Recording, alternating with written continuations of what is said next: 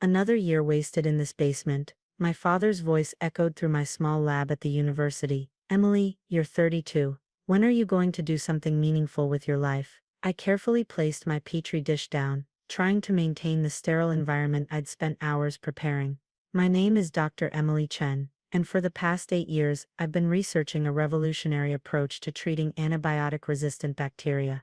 Not that my parents cared about the details. I am doing something meaningful, Dad, I replied, keeping my voice steady. My research could save millions of lives. My mother, dressed in her usual designer outfit, that seemed out of place in my modest lab, scoffed. Lives. You can barely support yourself. Your brother Michael just made partner at his law firm, and here you are, playing with microscopes. The comparison to Michael wasn't new. He was their golden child, prestigious law degree, perfect wife, 2 kids, and a house in the suburbs. Meanwhile, I'd chosen to pursue my PhD and continue my research, living on grants and a modest university salary. We're cutting off your support, my father announced, placing an envelope on my desk. No more helping with your rent or lab expenses. Maybe this will finally push you to get a real job. I stared at the envelope, remembering all the times they'd held their financial support over my head. The loans that came with conditions, the gifts that were really just ways to control my choices. The last time they'd threatened this was when I refused to take a corporate job at a pharmaceutical company.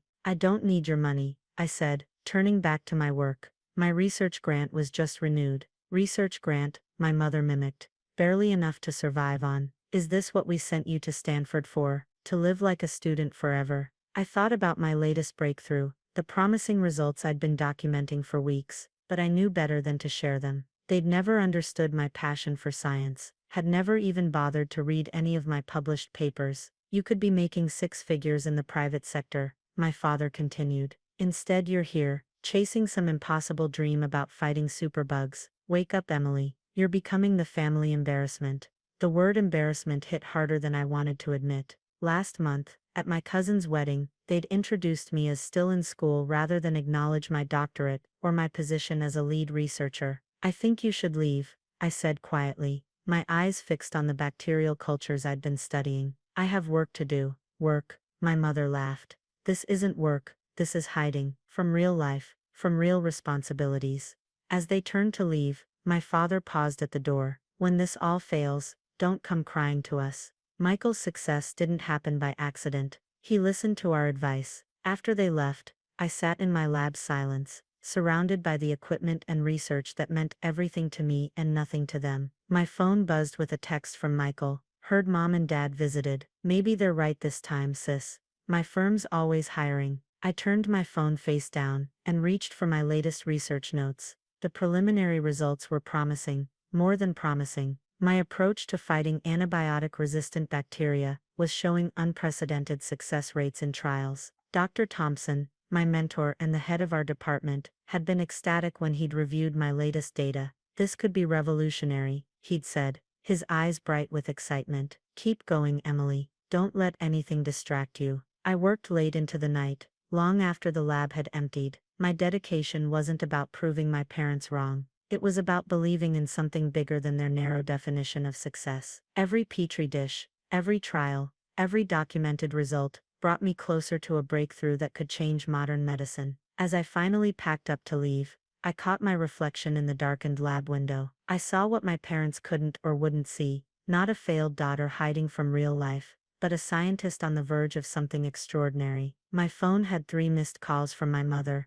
and another text from Michael. I ignored them all, focusing instead on the email from the Nobel Committee that had arrived earlier that day. They wanted to review my research, but I hadn't told anyone yet. Some successes needed to be savored in private before being shared with those who never believed in them. Little did my parents know, their family embarrassment was about to shake the foundations of medical science. And when that happened, no publicist or agent would be able to rewrite their years of doubt and dismissal. 6 months after my parents' last visit, my research hit a breakthrough that even I hadn't dared to dream possible. The antibiotic-resistant bacteria in my trials weren't just being contained, they were being eliminated with a success rate of 98.7%. This is unprecedented, Dr. Thompson said, reviewing my data for the 3rd time. His hands were shaking with excitement. Emily, do you understand what you've done? This could save millions of lives. I did understand. Years of work, countless failed trials, and endless nights in the lab had led to this moment. While my parents attended Michael's charity galas and posted about his latest legal victories, I'd been quietly revolutionizing modern medicine. The publication in The Lancet changed everything. Within days, my phone was ringing with calls from international research centers, pharmaceutical companies, and media outlets. Dr. Thompson had to assign a graduate student just to manage the interview requests. Dr. Chen, could you explain your breakthrough in layman's terms? A reporter from Science Daily asked during one of my first interviews. Simply put, I explained, we've found a way to make antibiotics effective again. The superbugs that have been resistant to all known treatments, we can fight them now. The medical community's response was overwhelming. Conferences that had rejected my presentation proposals for years now wanted me as their keynote speaker. Research facilities worldwide began replicating my trials, confirming my results with increasing excitement. Then came the call from Stockholm. Dr. Chen, the voice on the other end was formal but warm. We're calling regarding your nomination for the Nobel Prize in Medicine. I sat down, my legs suddenly weak. The Nobel Committee wanted to review my research in person. They were particularly interested in how I'd developed the novel approach that had eluded other researchers for decades. That evening, as I sat in my lab processing the news, my phone buzzed with a text from Michael. Hey sis, saw something about your research online. Mom and Dad are asking if it's really you they're talking about in the news. I didn't respond. After years of dismissing my work, they were only interested now because others validated it. Minutes later, my mother called. I let it go to voicemail. Emily, darling. Her voice was sweeter than I'd heard in years. We saw the article about your research. Why didn't you tell us? Call us back. We'd love to hear all about it. 3 more calls followed, then an email from my father. Very impressive news, sweetheart. I always knew you had potential. Let's discuss how to maximize this opportunity. Maximize the opportunity. Of course, that would be his focus. Not the lives that could be saved, not the years of dedication it took to get here, but how to capitalize on it. The next morning, I arrived at my lab to find it surrounded by reporters. Dr. Thompson met me at the door, beaming with pride. They're calling it the most significant medical breakthrough of the century, he said, helping me navigate through the crowd. And to think your parents wanted you to be a corporate lawyer. Inside, my research team was celebrating. These were the people who had believed in me, who had stayed late helping with trials, who had understood the importance of our work. Their joy felt genuine, untainted by years of doubt and dismissal. My phone rang again, an unfamiliar number this time. Dr. Chen, this is Patricia Walsh from Elite PR Management.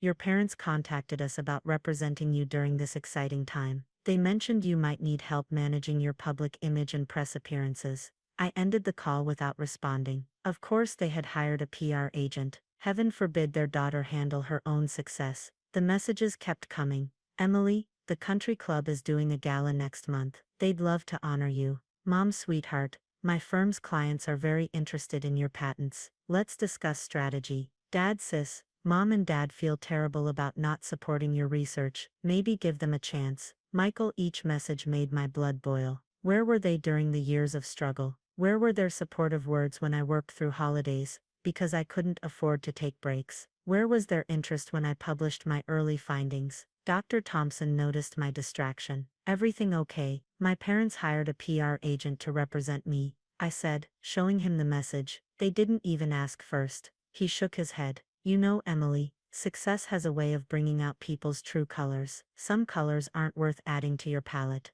The Nobel Committee's visit was scheduled for next month. As I prepared my presentation, more calls came from my parents' PR agent. Dr. Chen, we've had several offers for your life story rights. Dr. Chen, your parents suggested we coordinate a family-focused interview.